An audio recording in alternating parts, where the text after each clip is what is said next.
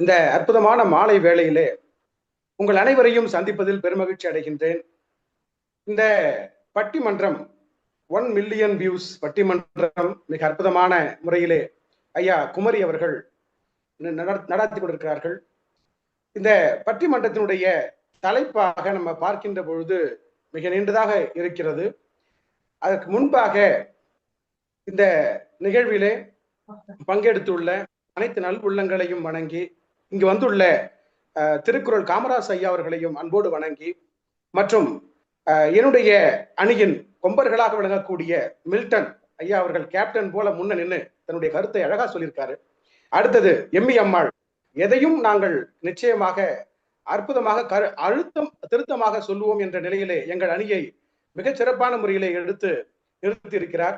இந்த இருவரையும், எங்கள் அணி கொம்பர்களையும் எதிர் அணி வம்பர்களாக இருக்கிறார்கள், எல்லாம் பணம் பணம் பணம்னு இருக்காங்க, அவர்களுக்கும் என் அன்பான வணக்கங்களை தெரிவித்துக் கொண்டு, மேடைத்தனில் விவேகம் காட்டும் வித்தகரே, நாவினில் சரஸ்வதி நடனமாடும் கலைஞரே, உங்கள் தமிழ் வாழ்க, உங்கள் நகைச்சுவை வளர்க, பட்டிமன்ற உலகை கட்டியாளும் நடுவர் ஐயா விவேகானந்தன் ஐயா அவர்கள் நிச்சயமாக நமக்கு நல்ல தீர்ப்பை வழங்குவார் என்று சொல்லி, பணம், அதாவது திருமண வாழ்க்கைக்கு அந்த வாழ்க்கை கசப்பதற்கு காரணம் என்பது நவீன கால வாழ்க்கை மட்டுமே தாங்க எனக்கு சொல்ல முடியுது. அதாவது திருமணம் அப்படின்னு சொன்னாவே இருமணம் கலந்த ஒன்று. அதற்கு முன்பாக அந்த ஆணும் பெண்ணும் ரொம்ப அழகா காதலிப்பாங்க. அது காதல் திருமணம்ன்றது வேற, அதாவது அரேஞ்ச் வேற சொல்லக்கூடிய நிச்சயிக்கப்பட்ட திருமணம்ன்றது வேற. அதுல பாடுறான் பாருங்க, ராசாத்தி ஒன்ன எண்ணி ராப்பகலா கண் விழிச்சேன், ராப்பகலா கண் விழிச்சேன், ராணி உன்னை கைபிடிச்சேன். இதெல்லாம் ரொம்ப அழகா பாடுறான். அடுத்து நாம பாக்குறோம், அழகா அடுத்த நிலையில வருது, மேரேஜ் என்றால் வெறும் பேச்சு அல்ல, மீனாட்சி சுந்தரேசா என்று அழகா கல்யாணத்தை வர்ணிப்பாங்க. வாங்க வாங்க என்று சொல்லணும், வந்தவங்க வயிறு நிறையணும், மனசு நிறைய வாழ்த்து தெரிவிக்கணும் என்றெல்லாம் அழகான முறையிலே திருமணம் செய்யறாங்க. செய்து முடித்தவுடன் இரு மனங்கள் இணைகிறது, ஒரு மனமாகிறது, அங்கே அற்புதமான வாழ்க்கை நிலைக்கிறது. நிறைய சொல்றாங்க, பணம் பணம் பணம்ன்றாங்க. தம்பி, அன்பு தம்பி பேசினாரு, தூத்துக்குடியிலிருந்து பணத்தை தூக்கி பிடித்து பேசினார். பாருங்க, காசேதான் கடவுளடான்னு சொல்றாரு. அதாவது காசு இருந்தாதான் எல்லாம் வாங்க முடியும்னு சொல்றாரு. பணம் இல்லை என்றால் கூட குணத்தோடு வாழ்ந்து விட முடியும் என்றெல்லாம் அந்த காலத்திலே சொல்லியிருக்கிறார்கள். பணம் ஒரு பெரிய விடயமே கிடையாது. ஆனா இங்க அம்மையார் கூட சொன்னாங்க, காயத்ரி மேடம் சொன்னாங்க, காசு பணம் துட்டு துட்டுன்றாங்க. எல்லோரும் வாழ்ந்து கொண்டுதான் இருக்கிறார்கள், யார் வாழாமல் இல்லை? ஒரு இட்லி கடை போட்டு பொழைச்சுக்கிறாங்க, ஒரு ஸ்விக்கி ஜொமேட்டோ ஓட்டி பொழைச்சுக்கிறாங்க. அதே சமயத்துல இன்னும் பல வியாபாரங்கள் செய்து பிழைக்கிறாங்க. காசு என்பது மன நிறைவுக்காக, நம்முடைய வாழ்க்கையை ஓட்டுவதற்காக, உடுப்புகளை வாங்குவதற்காக, உணவை உண்பதற்காக என்று மட்டுமே பணம் இருந்தால் நிச்சயமாக அந்த வாழ்க்கை கசப்பே கசக்காது. ஆனா அந்த பணத்தை வைத்து கொண்டு இப்ப நீங்க பாத்தீங்கன்னா எத்தனை ஏழ்மை குடும்பங்கள் டைவர்ஸ் நோக்கி வருதுன்னு பார்த்திருக்கீங்கன்னு யோசிச்சு பாருங்க. அதிகமாக பாத்தீங்கன்னா பணக்காரங்க தான் முதல்ல வருவான். 4 கல்யாணமாய் 4 நாள் தான் இருக்கும். அவனுடைய மனமும் ஒன்று சேர்ந்து இருக்காது. இந்த இருவருக்குள்ளும் ஏற்படக்கூடிய அந்த ஈகோன்னு சொல்லக்கூடிய ஒரு விஷயம் தாங்க. ரெண்டாவது என்னன்னு பாத்தீங்கன்னா, கல்யாணம் ஆகிற வரைக்கும், காதலிக்கிற வரைக்கும் கூட நான் உன் கூட இருக்கிறேன், நீதான் எனக்கு, உன் கைகள் கோர்த்து இதெல்லாம் பாட்டு பாடினவன் கல்யாணத்துக்கு அப்புறம் பாக்குறேங்க நேரமின்மைன்ற ஒரு விஷயத்துக்கு வருங்க.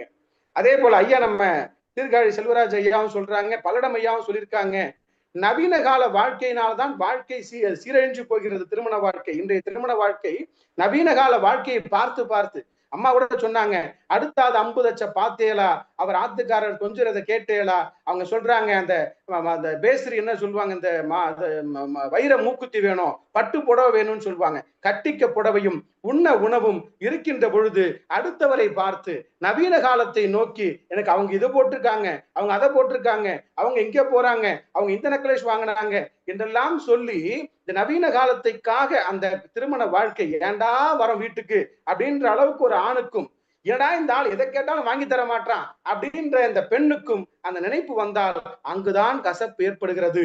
அதே போல பேச மாட்டான், நேரம் இல்லை, செல்போன், சமூக வலைதளங்கள் நீங்க பார்க்கலாம், எல்லார்கிட்டையும் செல்போன் இருக்கு. காசு இல்லைன்னு சொல்லி செல்போன் வாங்காம உட்கார்ந்து இருக்காங்களா? எல்லாருக்கிட்டையும் செல்போன் இருக்கு. அந்த செல்போன் வச்சுக்கொண்டு அதீதமான பிளிப்கார்ட்ல ஒரு 2 பொருளை போடுவோமே, சும்மா தானே இது கையா இருக்குதே, அமேசான் 4 பொருள் போடுவோமே அப்படின்னு சொல்வதால் தான் அவன் என்ன செய்யறான், வெளியில வந்து நிக்கிறான். சார் அப்படின்றான், என்னப்பா இந்த பொருள் வந்திருக்கு சார். நான் போடல எதுவுமே அப்படின்னு. திடீர்னு நான் தாங்க போட்டேன், ஒரு புடவை ஒண்ணு போட்டிருக்கேன்னு வாங்கி 450 ரூபா 500 ரூபா 600 ரூபான்னு.